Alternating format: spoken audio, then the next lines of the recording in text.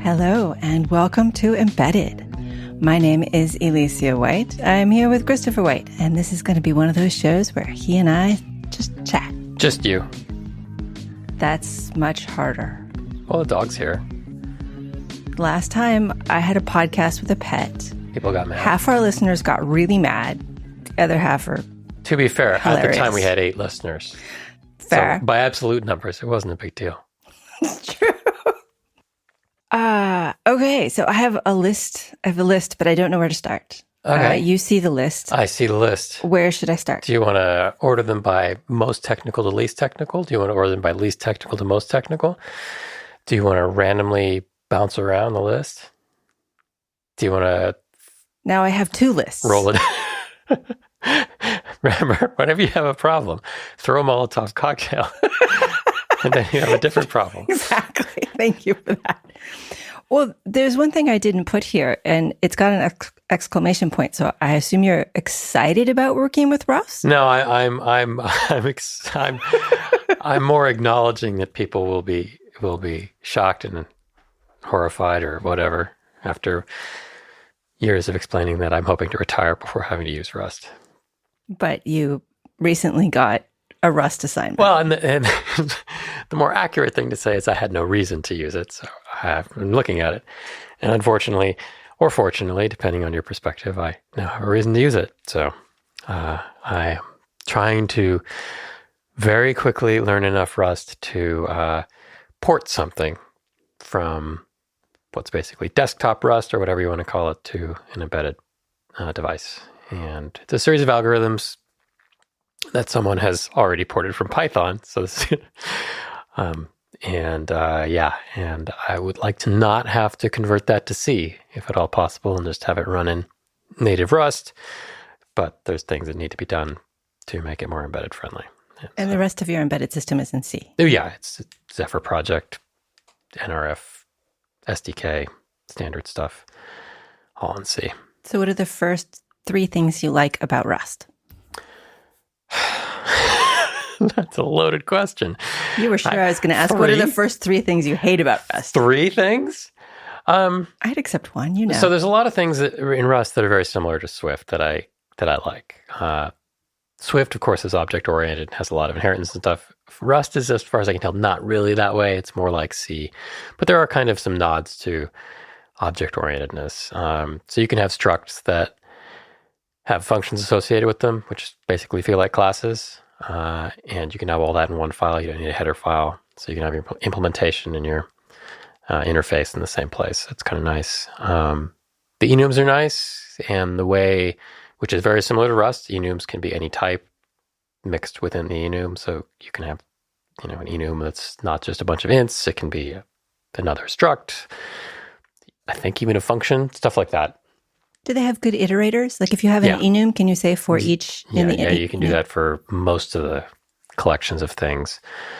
That's something I find myself doing in Python that I really want to do in C. Well, Rust has vectors. So you can do lots of Python-like stuff with slicing and go from here to here. But it's all, kind of for each thing in. So that's nice. What was the other thing? Still getting my head around the memory. I like the way Swift does it better, but Swift is object-oriented, so they have a little leg up on making that easier, and Rust is... This is the borrow checker? Borrow checker and lifetimes and stuff. It's kind of weird. There's a lot of... as far as I can tell, I've been using Rust for a week. Okay, so don't... This is initial feelings. Don't come at me, bro. So I don't even understand some of this stuff very well, but... It feels to me like they got around a lot of the memory issues and with pointers and things by just being amazingly strict. Like you can't do stuff. So pointer aliasing is way super locked down. If you set no cast to void star? No. If you set a pointer equal to another pointer, that original pointer is now gone. Not gone, but it's not aliased anymore. You can't if you do let A equal B where B is another pointer, you can't do anything to B. It's an error. I don't understand, but sure. Right. It's confusing, but it's protecting you from having a bunch of things pointing at something else. Oh, so I can't have 2 things, 3 things, 10 things pointing at the same structure and all of them can edit it. Right.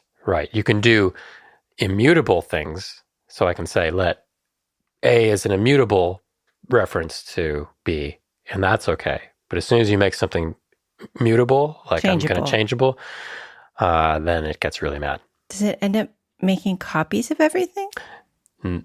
No. It changes the ownership. And so it wants to keep track of who the owner is. And if you've got 16 owners, it can't really do that very easily. But if there's only one owner and it's guaranteed, then at the exit of scope, it can free things. This is my rudimentary understanding. So it'll make copies of tiny data types, ints and things like that. Those will be copied by default, but things that are structs or have pointers within them, like a struct with an associated data buffer, that will be something that's very strict about. So I haven't had to encounter that much because this is, again, just algorithms. I'm dealing with one buffer. It's iterating through it, doing arithmetic. It's very simple stuff. So that's interesting. Things I don't like about Rust, which you haven't mentioned. I cannot stand the syntax. I do not know what people were thinking. It's funny. I have started, at one time, I had started using the language-based and ORs. And I really liked that. Like in C, it would be like A and B. And instead of the ampersand or double ampersand for not bitwise, it would be just the word. And it is valid. And I loved that. Yeah. And I was just like, why do we have so many symbols when 3 characters is just not that big a deal? Because in 1979 or whenever, or the 80s, terminals were very narrow and text was I mean, no, I'm not explaining to you, but it's like my point is we don't need to do that anymore. Yeah. And so I was surprised when you said that Rust was very symbolic. It's just the Swift is similar in some ways. There's just a lot of stuff when you're constructing functions and things. There's just, it's mostly like the function signatures and stuff. There's just a lot of keywords and not keywords, just symbology and things that have to deal with return values and alias and types. And I'll get used to it, but I am looking for good suggestions on crash courses for C programmers who have used Swift. Do you have a cheat sheet? I have a cheat sheet. Somebody at work did suggest a book that I'm looking through. What is the book? Do you know the name? I do not have my work Slack in front of me, but it was from, it's not a book, it's a website. Hang on just a second. It's opentitan.org. Made it. It's some open source project that they're doing root of trust chips and stuff, but they had a page, and I will find it and put it in the show notes. It's from opentitan.org. It's basically Rust for C developers. That is my very short experience with Rust. It's fine. I'm hoping that I can port as much of this wholesale without making a lot of changes, because that would be a big win. Short story is these algorithms run on the back end of our product, and I would like to move some of them to the device for various advantages. Moving from cloud to edge computing. Well, the long story short, there's a lot of stuff to move over Bluetooth, and if I could move less stuff over Bluetooth, that would reduce communication, 1 million people's lives, improve battery life. Okay, several people's lives easier, but I don't want to maintain it in both places. So if there's minimal changes I can make, and somebody makes a change to the algorithm, I can just bring that over. We'll see. It's definitely a exploratory project, but I was handed Rust, and I had my option between porting the Python or trying to port the Rust. And since Rust can be compiled and called from C, easier than Python on an NRF 52840. Yeah. Are you going to put it on your resume? Resume? It was the next thing on the list. So this is my attempt at a smooth transition. I see. Are you ready for it? This is the smooth transition between topics. Sure. I would put it on my resume as soon as I feel marginally competent with it. And assuming I was ever looking for another job that required me to send a resume. Resumes. I did a resume review for a relatively senior engineer, and I was a little surprised. I felt like either they hadn't heard the latest techniques or I don't know. I'm going to go with that. Techniques or things you need to do to be seen by robots? Not the robots. I mean, the search engine optimization and the robot feeding is definitely a separate thing. I don't know that I'm good at that, so I couldn't possibly give advice about it. But my advice did have a lot to do with action verbs on your resume. Like, Okay. You know about that, right? I guess at some level, it sounds right. Look, I took a whole class. My last class in grad school was resume writing, but that was 2009. So I'm sure things have changed since then. Don't ask me why I had to take that class. It was required for all graduate students of any subject, and I left it to the end because at the time I thought maybe it would go away and I wouldn't have to do it. So action verbs. Okay, so when you're writing a resume, you're writing it from your memory. You're like, I did this, then, Yeah. and then you realize, okay, well, people don't say I, and so you say wrote driver for you sort of weirdly passive voices where you're active, but you're not involved anymore. Right. Things got done. Yeah. And because it's on your resume, you must have done them. Yes. But there are lists provided by CMU and MIT and all of the big engineering universities. And they're online. It's like search action verb engineering, and you'll find several of them. And instead of saying, I made the data do things, you can go with analyzed data for demystifying robotic movements. Uh-huh. Your goal here is to make it sound like you did cool things. Right. Even though you know you did cool things, even though I may be able to figure out you did cool things because of the way you talk about them, you want them to make it through the business person filter. Okay. So be cool. And don't, okay, I know a lot of people are having their AI chatbots write your resume. I'm not going to suggest that's a good idea. I will say it's not a bad place to get it checked for grammar or inconsistencies or typos, because those just kill resumes. Write your own resume, but use action verbs.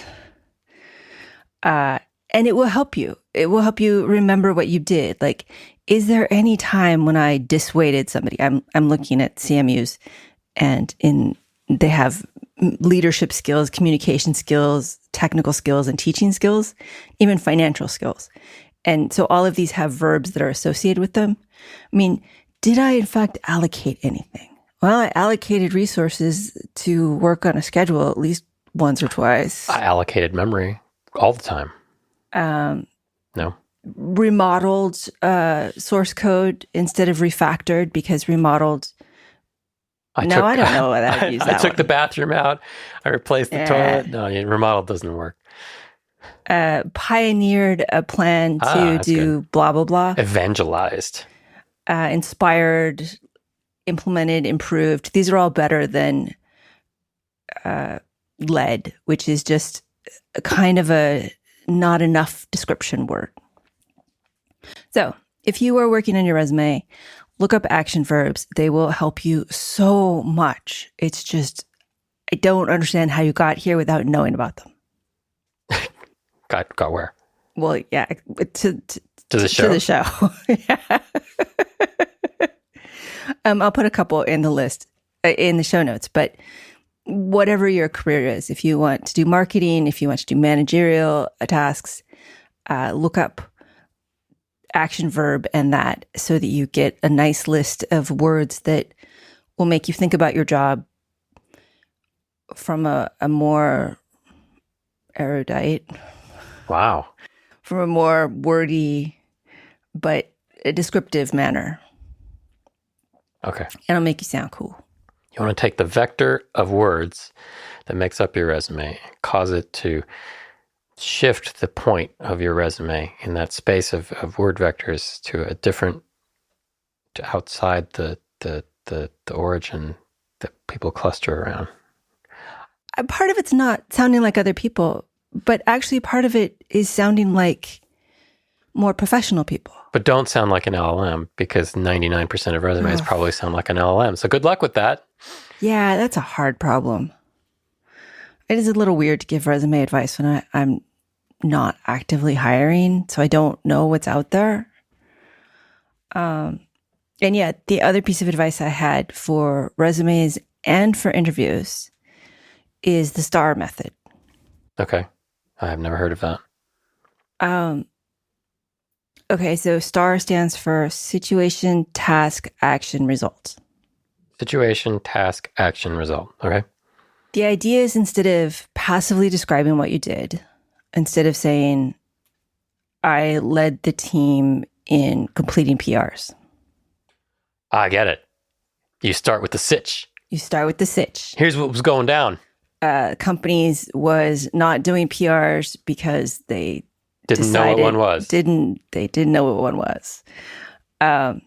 So then you situation, and then you have the task. State what you were responsible for doing, or the problem that really needed solving. I love this. This goes back to the action words. You're right. You did something. You have a task. What were you really responsible? What was the kernel of the task? And then the next step, A, for action, is the specific steps you took.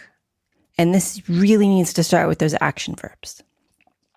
And then finally is the result, which is the positive outcome. Ideally with a number or some way to quantify the impact, which is so impossibly hard in engineering. I got 5 fewer insults a day from people nearby cube mates. I used to have I may still have on my resume, I don't know, I haven't seen it in a while, about solving a DC motor puppetry problem. That's not where I thought that sentence was going. With a 25-cent PID system. And even when that was like on the second page of my resume, everyone would ask about it. Because it was just, if you knew about motors, it was impossible. If you didn't know about motors, the puppetry aspect was so amusing. One of the things you're doing with your resume is you're trying to get people to ask you the questions you want to be asked. You're trying to set them up. You're trying to give them a way to give you the slow pitches so that you can just hit this out of the park because you already know what the question's going to be and you have a great answer for it. The STAR method, even if you don't end up putting all of those things on your resume or on your performance review or on wherever you're doing this, if you can memorize this situation, task, action, result, it gives you a way to tell a story about what you did. So one of the reasons I like this is the kinds of questions that I personally do best with is when an interviewer asks, tell me about a time you had tell me about a challenge you overcame, or tell me about a difficult problem and how you solved it, or something like that, which sets up this, like, it absolutely. You naturally would answer using the STAR method a question like that. But thinking about the STAR method means you can answer questions that are not phrased that way, that way, which makes it sound better. Like here's a challenge. Like, I don't know, what would somebody ask that wasn't really, what's one of your biggest technical challenges you overcame or something, but you could use the STAR method on. What were the difficulties associated with using Rust in this project? Right, yeah. Or what were the benefits of using Rust in this project? And now you're like, okay, the situation was company wanted to use Rust because it existed. That's kind of a boring story, but it is a situation. It's a start to the answer. Or that, and then also questions that are very vague, like, tell me about your role at X. Yes. Pick a challenge.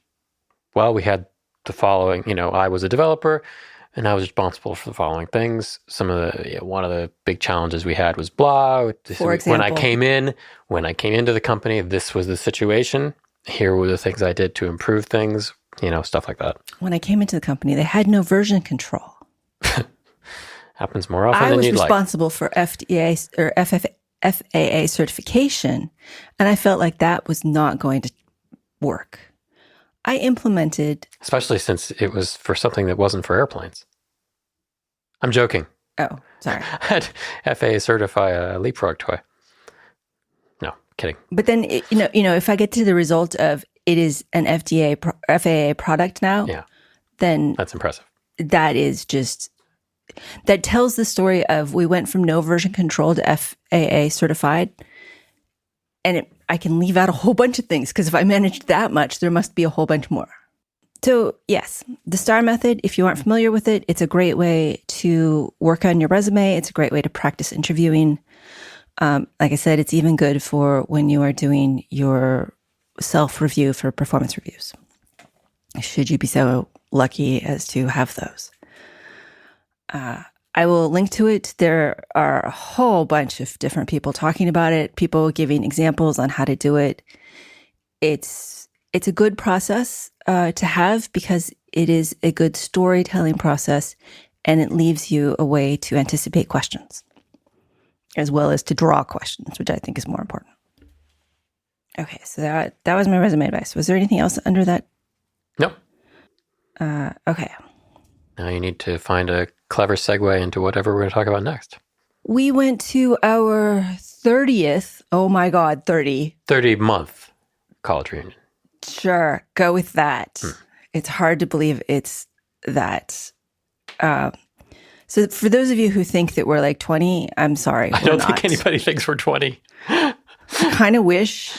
Sometimes I act like I'm 20, but then my knees remind me that even when I was 20, I had crappy knees. Anyway, we went to our college reunion. Did you have fun? I did have fun. I was also exhausted at the end of it, but yeah, it was nice to see some people I don't think we've seen since college. Since college, right. Some people we hadn't seen in a decade or two. Right. It was interesting to see the school and how much it had changed and how parts hadn't changed. It's very strange to see the mix of vast changes and stuff that has not changed. Like the dorms look exactly the same. They have the same character, the same individual dorm personality. They have the same, not the same signs, but the same signs reflecting their character. Let's put it that way. Outside, same kind of... West still clearly lights everything on fire. Same sort of esprit de corps. So, yeah. But there was more, there was weird stuff. Like, it felt like there was as much drinking in evidence as I remembered, and I thought that had gotten better in colleges. But maybe I was just... It was noticing the last day of classes. Yeah. The facility is way better. So much better. Lots of new buildings with, they have a gigantic makerspace, much better classrooms and offices and things. Remember, this is Harvey Mudd. It was a very small school when we went. I think there were 600 people total in the student body when we went. Right. I think it might be up to 900 or something like that, but it's expanded some, but it's not like a giant school. It also wasn't the most expensive school in the United States when we went there. Yeah, and it's pretty close now. But when we went, the facilities were definitely in transition. We had a couple new buildings happen while we were there. New dorm or two, at least one new dorm, and the new sciences building. But that was pretty much it. And since then, they have a computer science building, a giant gym and activity center, another big, the math building, right? The Shanahan, is that the math building? Yeah, it's the math building. Two new dorms beyond the ones that we had. Yeah, so it's expanded quite a bit, and things look modern. Oh, and the new dining hall, which doesn't suck. Sorry, we're still bitter about that. They have 905 Okay, so they expanded as of by 2021. 50%. So they expanded quite a lot. The gender ratio is now no longer 5 male to 1 female, and Now it's like 50-50. I think it's more women identifying than male. So that's 51-49 or something like that. But anyway, not important. I mean, it's important, but it's not, the exact figure doesn't matter. Yeah, so we were definitely in a transition where the college was getting old while we were there. Like, not old, but the facilities that it had originally built had started straining. Definitely. In many of the departments, the original kind of set of professors from the 60s and 70s were on the verge of retiring or retiring while we were there. Yes. So the faculty the mix math and engineering faculty were elderly. Yeah, a lot of new math people came in while we were there and then continued. So there were very few professors at our reunion that we recognized, only 1 or 2, because most had retired at that point. The people who were there were the new professors while we were there. But yeah, it was good. It was a lot of socialization for people who don't socialize a lot. A lot of loud kind of group events, people shouting because everyone was talking, that kind of thing. But yeah, it was worthwhile. What did you think? I thought it was good. I thought it was interesting that I really am averse to crowds now. Before like 2020, before the pandemic, I didn't like crowds. But I wasn't, I need to leave now. Didn't like crowds. Now I'm a little more aware that when I get overwhelmed, I get really unhappy. Mm. And so I'm more willing to say, I don't want to be unhappy. There's no reason for me to be doing this. I'm going to go over there. Yeah. So you ended up missing things because I was missing what? Willie, I wanted to be on the edges of everything. I think you're discounting how much I also that's true. have trouble with crowds. But yeah. I mean, it's kind of embarrassing when you're like sitting outside and... Yeah, but it's 100 decibels and everybody's shouting. And people come over and hang out with you. And then like you get to this level, and even though everybody came over to our table, we were the first to leave. Yeah, but then people would come over to a quiet area and stuff. It was fine. Everybody, like you said, we're not 20. Everybody there is our age or older, well, except for the younger reunion people. But the people we were hanging out with are our age or older. And, everybody gets peculiar and has things that bother them more as they get older. So I think nobody's judging anybody for that.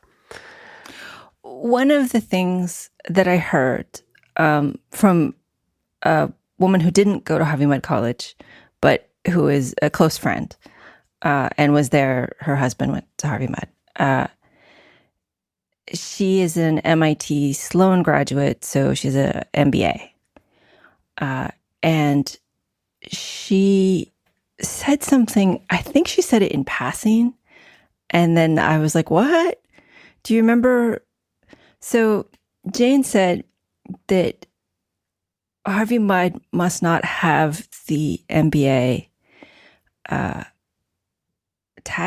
I don't know, commandment? Ethos to always be attractive. Oh, okay. Do you remember? No, I missed that. Okay, so I was kind of boggled by this.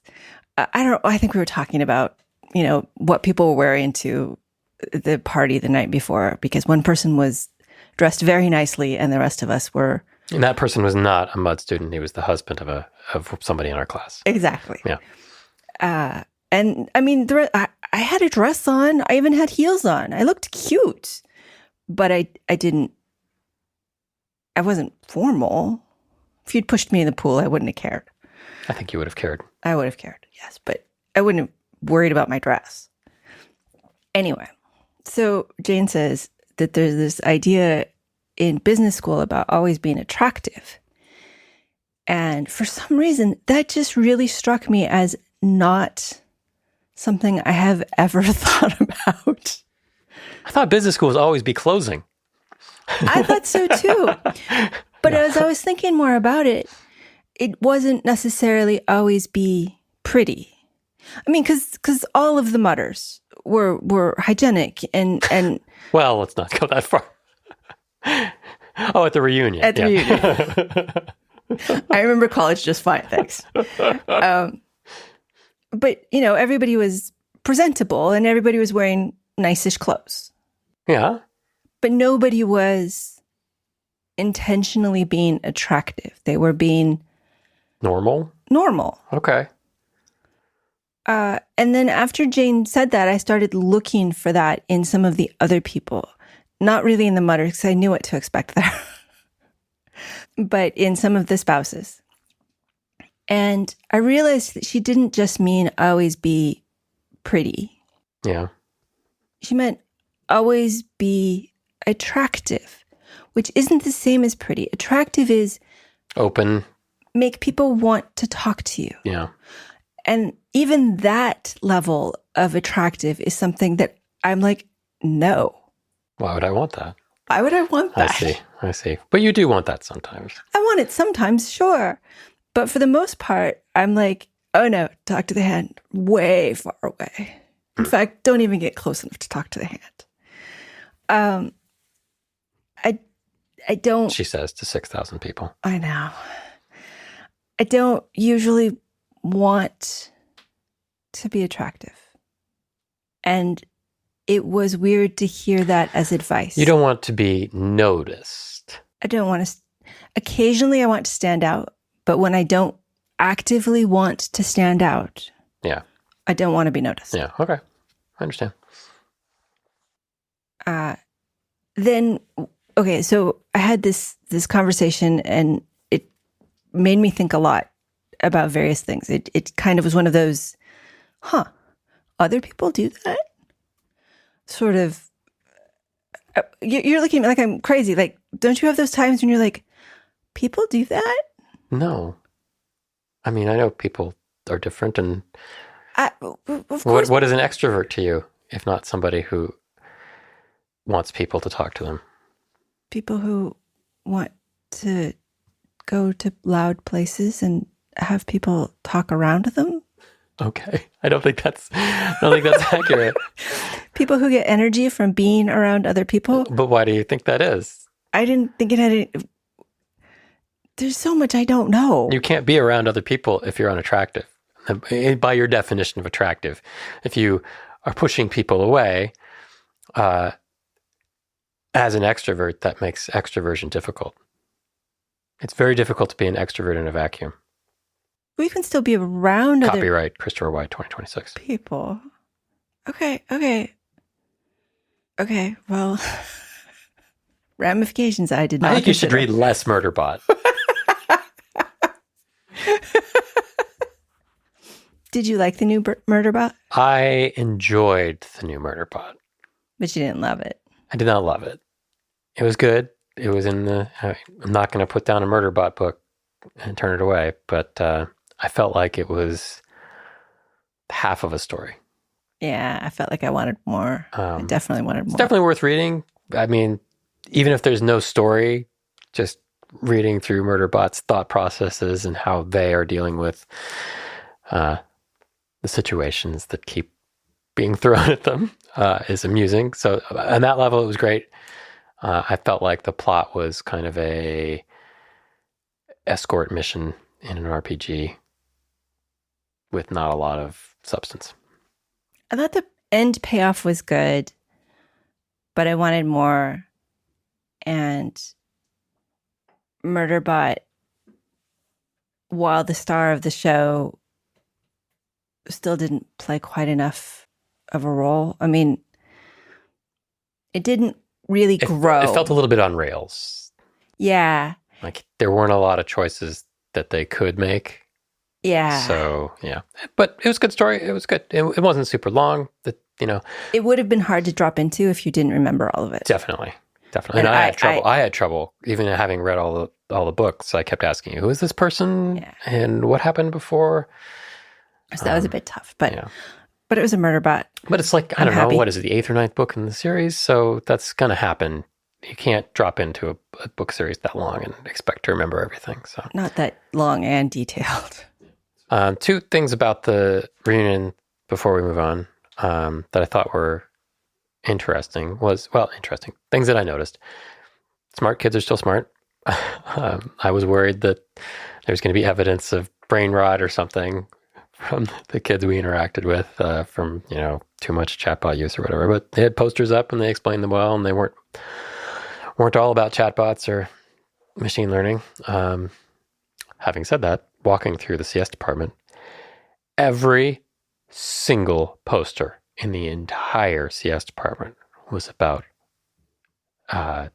large language models. All of them. There is no work being done in CS, as far as I can tell from this evidence of one college CS department, that is not focused on large language models, which I think might be a mistake. But and we were walking around, and there was a professor talking to an alum, and they were talking about transformers in LLMs. And so, yeah, big hype. Perhaps there is something else out there to research, but not right now. Anyway. So the always be attractive thing came up again for me as I was giving somebody networking advice. They were going to a conference and were worried about being awkward. Mm-hmm. Do you have any advice for networking?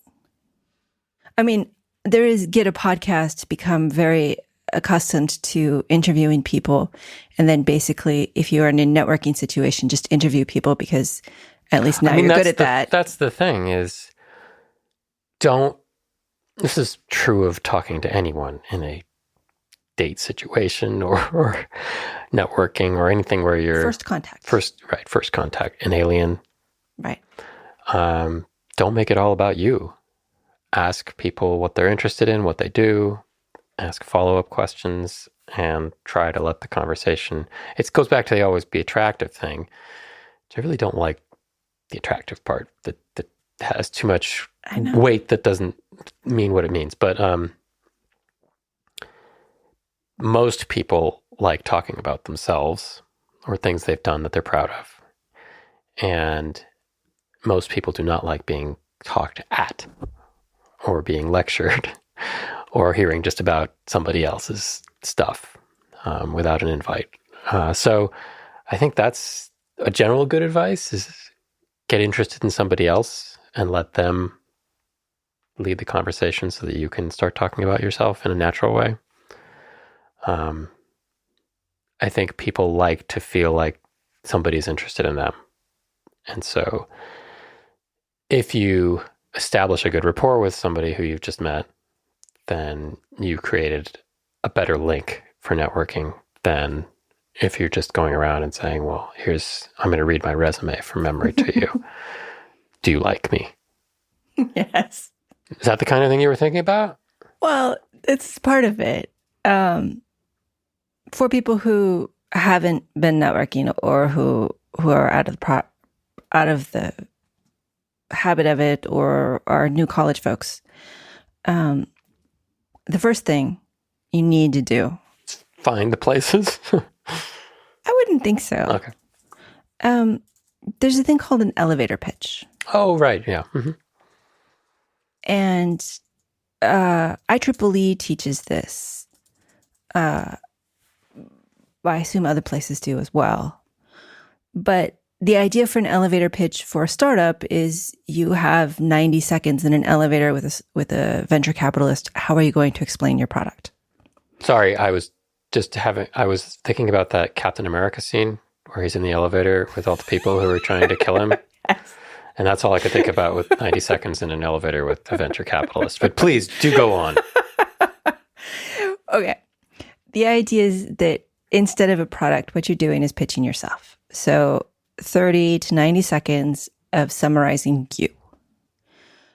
For me, Hi, I'm Elecia White. I write embedded software, which is software for things that aren't computers. That was 7 seconds. I sometimes will add in podcast, author, whatever. Uh-huh. For most people, if they are not in the embedded space, the next question is, what is software for things that aren't computers? Right. And it goes back to invite the question you want. But you going to a conference should have this. And it may be conference specific. If you're going to a Jellyfish Conference, you may not want to talk about your embedded security. Sorry, there was a Jellyfish concert. A conference. I really considered signing up. It isn't far, but I have no reason to go. But it is about jellyfish, so I'm torn.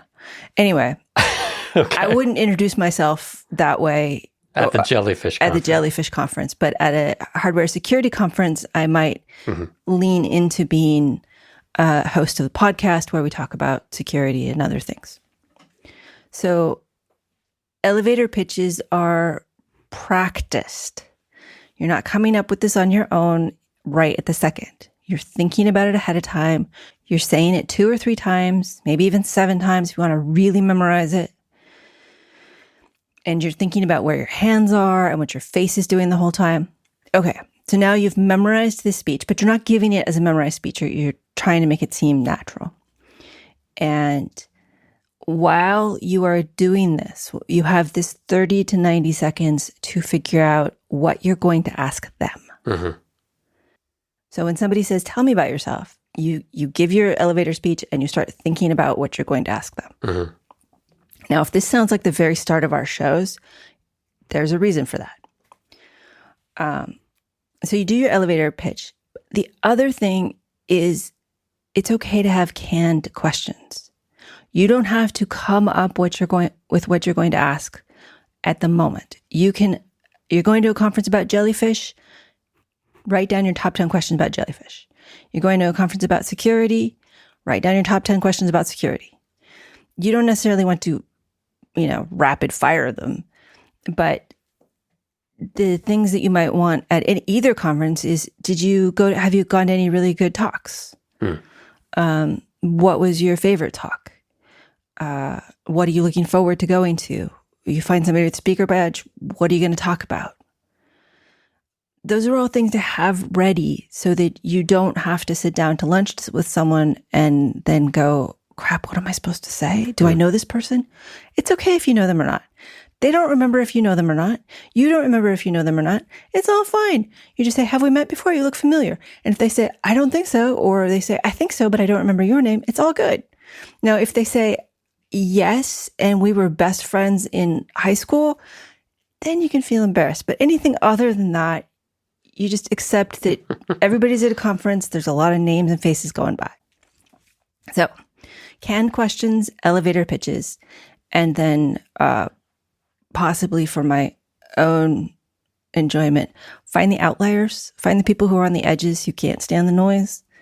I like to believe the wallflowers are interesting. Hey, there was the crochet table right next to us at the quiet tent where the current college students were crocheting while I was crocheting. It was pretty cute. And they had big yarn, which made you want big yarn. Yeah, big yarn. Gotta do some more crocheting. So, okay, so resume advice, networking advice. Awards or plastics? Plastics. Oh, right, plastics. Projects. You have been doing something new with your origami, which involves plastics. Right. And heat. So I make an origami mold. What is an origami mold? So I make a pattern, like the curvy patterns that I like. And then I make 2 of them that are as precisely the same as I can make them. Okay. Now, since I use a computer to generate the pattern and to score it onto paper, You can be reproducible. It's pretty reproducible. So I take these, and then I put them in the form I want, because usually what I want to do is kind of crush them so that the curves are interesting. And then I spread them out again, which is something that really I kind of cringe doing because you make it all the way you want it to, and then you destroy that. Then I put some organza fabric, synthetic fabric, thin Polyester. But the organza means it's very light and looks like silk, and you can see through it. It's translucent, and the cheap stuff I have is rainbow translucent, so that's kind of cool. So I have my piece of paper, and I have it like clamped onto something that keeps it straight now, flat. Okay. And put the organza down. I add the clamps to the organza. So now the organza is flat onto the paper. Mm-hmm. I put the other piece of paper on top of that and clamp all three together. So I have paper, organza, paper. Okay. And now I make the paper go back to the curvy pattern. Okay. So you've crushed it back down. So I've crushed it back down, and I've highlighted, I've creased all the creases again, which is easy this time because they're all ready to go. And now I tie it up with fabric or wire or whatever and chuck it in an oven. Chuck it in an oven. I'm using the garage oven, which is used for soldering stuff. Although it is too small. So now I'm thinking about getting a larger oven for the garage. But I thought you figured out that heat gun worked better. The heat gun doesn't work better. Oh, okay. I've decided the heat gun ones, they did not hold. So you put it in the oven for like 10 or 20 minutes, like 250 degrees, maybe 350 degrees. I haven't really quite figured out what exactly. It depends on the fabric. It depends on the pattern. But the goal is not to burn things, which I did once. And then you let it cool down, totally let it cool down. That part is very important. And so like the next day, open it up, and now the fabric holds the pattern. So this fabric that is super light and very airy and very wobbly, now after you pull it straight or put it in the wind, will jump back like a spring to the wavy pattern that I put in. Neat. This is called plissage, which is French for pleating. Okay. And it's something they do with expensive fabrics. But sometimes they do it with steam instead of heat for natural fabrics. Oh. But a lot of people do it with the synthetic fabrics because synthetic fabrics then can hold it as long as you don't like put it in the dryer. Okay. Interesting. And this is thermoforming plastics. Yes. Thermoforming plastics sounds so engineering. Well, I mean, yes. But origami molding organza sounds so crafty. So yeah, I did that a few times. I had a really good time with it. And then I tried using the heat gun, and then I kept getting bigger and bigger ideas until it became clear that I couldn't actually implement the ideas in my head because it just required more and more stuff. Anyway, I'm working on it. It's fun. It's weird. It means that all the weird patterns I make with origami, as long as I'm willing to do 2 of them, I can then make something else that's weird and cool, but I don't know what I'd do with it. You don't know. I mean, there's clothing applications. Yeah, I started to make myself a really fancy, weird scarf, but then I realized I would never wear it. Then I started to make you a fancy, weird scarf, and then I realized you would never wear it. Really, the only person in this house who would wear that scarf is the dog. And she has already wandered around with some of it in her tail, so. Not intentionally. No. Do you have any fun projects? I just finished putting a kit together that I'm having fun with. It's kind of hard to explain, but it's a piece of audio gear.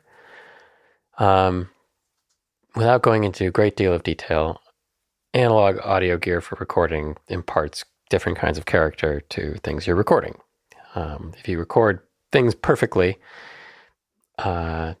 straight from a clean preamp from the microphone straight to digital, it tends to sound pretty dead. And people notice that, and they don't know what's wrong.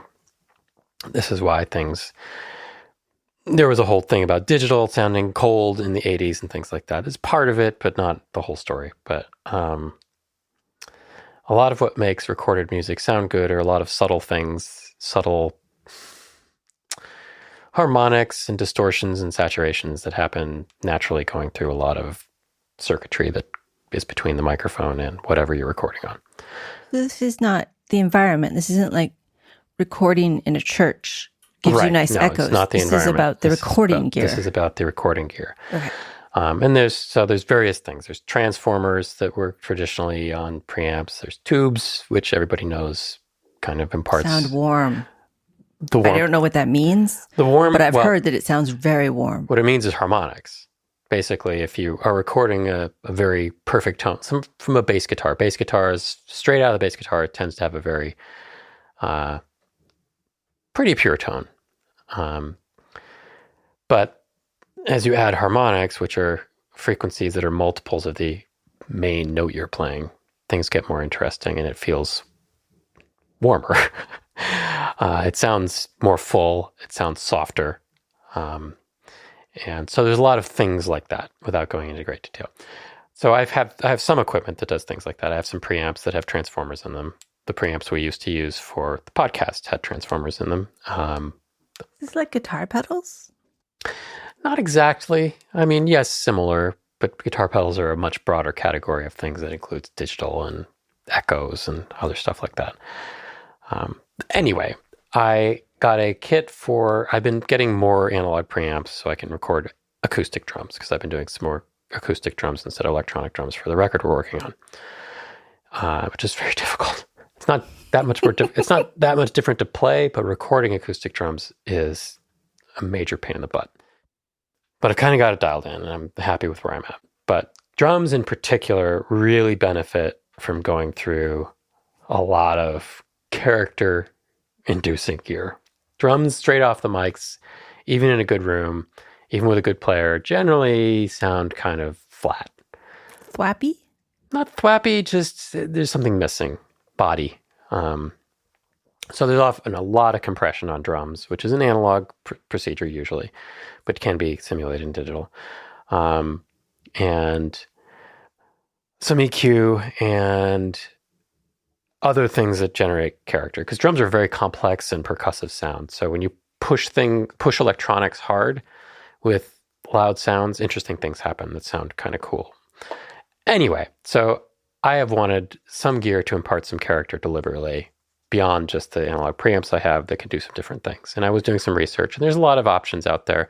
There's something called 500 series lunch boxes, which are these kind of little racks that you can build or buy modules that go in, and they're, I don't know, about 5 inches by 5 inches, and they're a complete piece of equipment. So you can get your lunch box that's basically this desktop rack and make or buy a bunch of modules and have an analog signal chain that you customize that's got these blades that go in. They're kind of expensive. You have to buy the lunch box, power supply, and all that stuff. I didn't really want to go that route. But I found this other company that does make 500 series stuff, but they also make standalone rack mount units, and it's called Do-It-Yourself Recording Engineering, DIYRE. And they make a lot of products from compressors to preamps and other things, but they also have this format they've developed called the color format, spelled like the British, even though it's a company from Pennsylvania, with the U. And it's a preamp that's very clean, but it has little tiny modules that are about the size of an Arduino, maybe a little bigger than an Arduino dev board kind of thing. And those have just the minimum set of electronics to do something characterful. So one I have has a transformer and a discrete op amp, and you can push that hard with signal.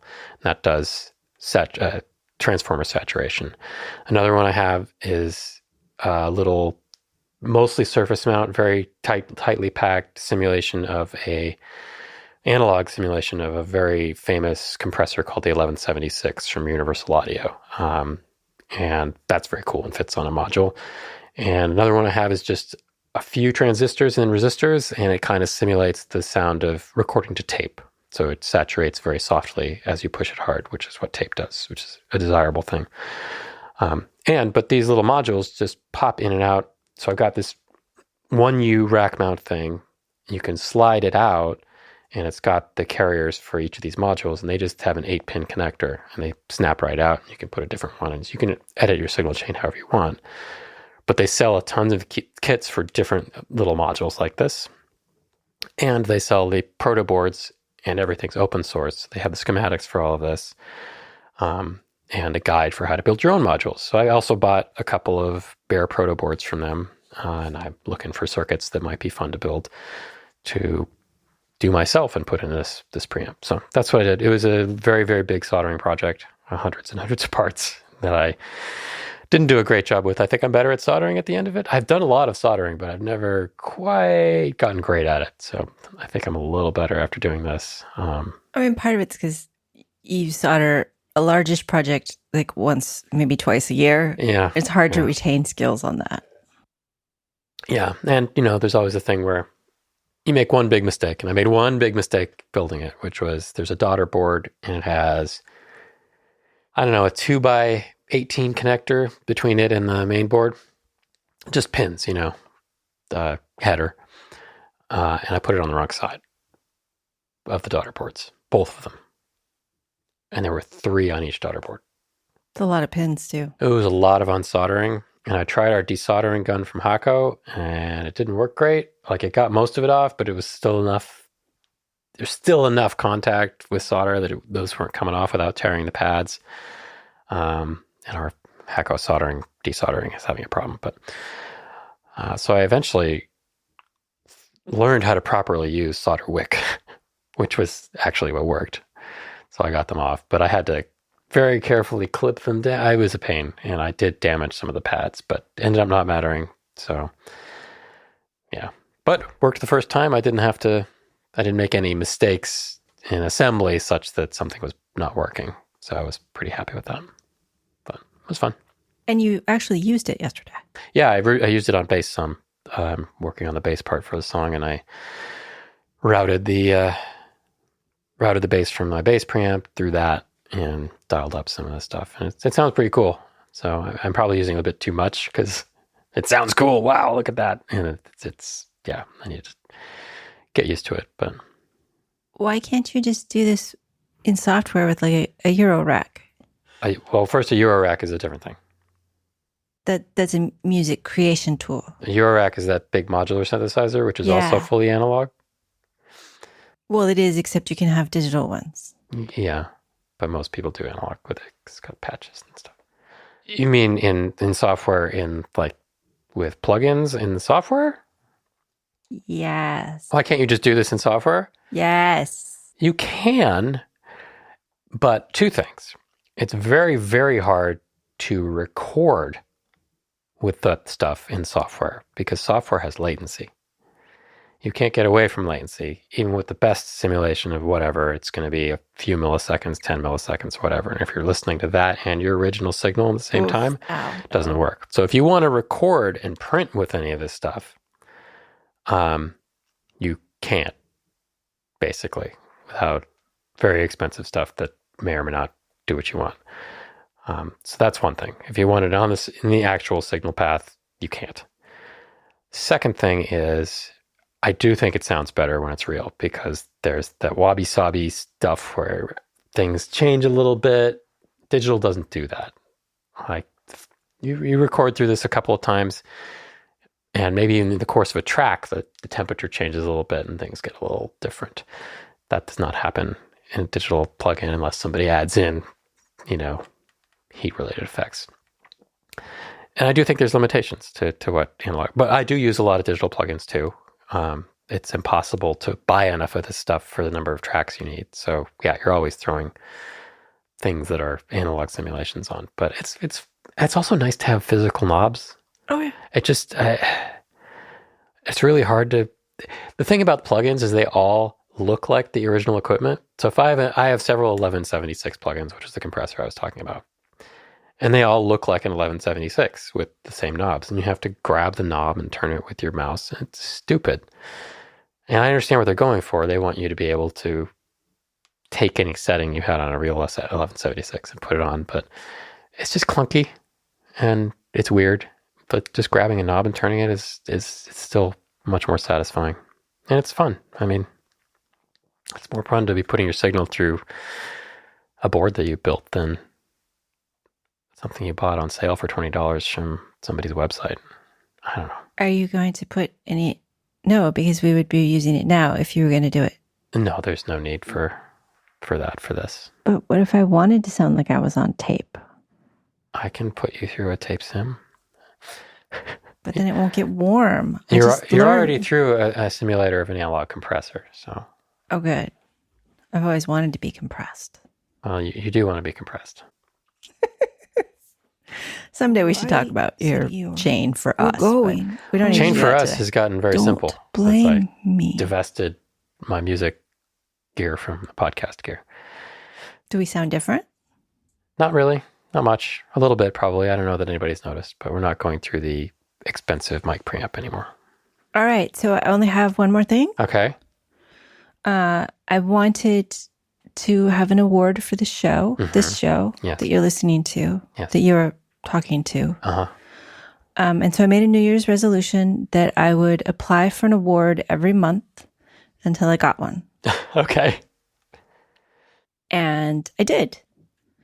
That's right. We got a communicator award, which is to recognize excellence, effectiveness, and innovation across all areas of communication. And it is about setting the standard for impactful communication and blah, blah, blah. Okay. And we won it for the giraffe episode. Of course. Which was a great episode. It was a great episode. This was where Akiba and Meredith talked about the landscape of fear, and I put it in the science category. So it's individual episode, science and technology, distinction for 2026, which is second place, which is still really good. So yeah, it was cool. And now I've won an award, and we are an award-winning podcast. Congratulations. Do you feel different? We were also nominated for the IEEE Educational Activities Board Meritorious Achievement Award in Outreach and Informal Education. Wow. That's going to look great on our trophy. Which recognizes folks who volunteer their time and effort to improve the informal education community, helping to promote engineering to students, parents, and the general public. This one was harder, where the Communication Award is one of many awards where you pay your hundreds of dollars and then you probably get an award. Okay. Unless you totally suck. I shouldn't say it because I did apply to other awards, which we didn't get. So anyway, the IEEE award, we had to be nominated, which Mark did after I kind of gave up on the process because it was too hard. And then we had to be endorsed by IEEE members, which several folks did. And so thinking about it, I think I don't care if I win. I truly am honored to be nominated. And it was both Chris and me, but Chris doesn't care as much. And because a lot of people put time and effort into telling folks that the show was good. And I know that those people often put in some time and effort to telling other people the show is good. And I really appreciate that. It's amazing to me that you listen. It's even more amazing to me that you're willing to tell other people that you listen. So I'm not going to continue to apply for awards except for one in August, which is the AAAS Kavli Science Journalism Award, which is one that is juried and not super expensive and not a popularity contest. This one is actually pretty cool. It would be nice if we even ranked at all on that one. But I have fulfilled my goal of getting an award, and I have fulfilled my goal of feeling like people like us. Hmm. So that's it. I'm done. All right. I mean, I'm not done with the show. Oh. You done with this show? Yes, let's be done with the show. Okay. Thank you for listening. Thank you to the folks who nominated and endorsed us for the IEEE EAB Award. Thank you to our Patreon supporters.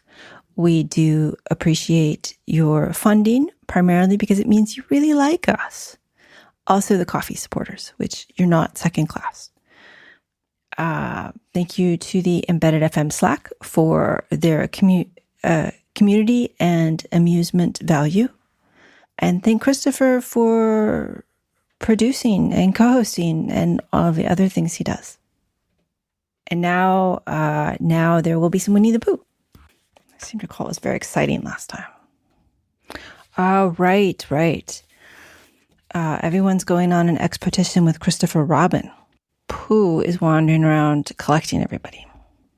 He left Rabbit and hurried down to Piglet's house.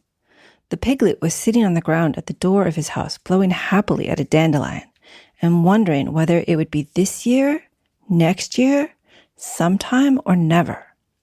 He had just discovered it would be never and was trying to remember what it was and hoping it wasn't anything nice when Pooh came up. "Oh, Piglet," said Pooh excitedly. "We're going on an expedition, all of us, with things to eat, to discover something." "To discover what?" said Piglet anxiously. "Oh, just something." "Nothing fierce?" "Christopher Robin didn't say anything about fierce. He just said it had an X." "It isn't their necks I mind," said Piglet earnestly. "It's their teeth. But if Christopher Robin is coming, I don't mind anything." In a little while, they were already at the top of the forest and the expedition started. First came Christopher Robin and Rabbit, then Piglet and Pooh, then Kanga with Roo in her pocket, and Owl, then Eeyore, and at the end, in a long line, all of Rabbit's friends and relatives. "I didn't ask them," explained Rabbit carelessly. "They just came. They always do. They can march at the end after Eeyore." "That's what I said Eeyore, "is that it's unsettling. I don't want to come on this expo." "What?" Pooh said. "I only came to oblige, but here I am. And if I am at the end of the expo, what we're talking about, then let me be at the end. But if every time I want to sit down for a little rest, I have to brush away half a dozen of Rabbit's smaller friends and relatives first, then this isn't an expo, whatever it is, at all. It's simply a confused noise. That's what I say." "I see what Eeyore means," said Owl. "If you ask me..." "I'm not asking anybody," said Eeyore. "I'm just telling everybody. We can go look for the North Pole, or we could play Here We Go Gathering Nuts with May, with the end part of an ant's nest. It's all the same to me." There was a shout from the top of the line. "Come on," said Christopher Robin. "Come on, said Pooh and Piglet. "Come on," said Owl. "We're starting," said Rabbit. "I must go." And he hurried off to the front of the expedition with Christopher Robin. "All right," said Eeyore. "We're going, only don't blame me."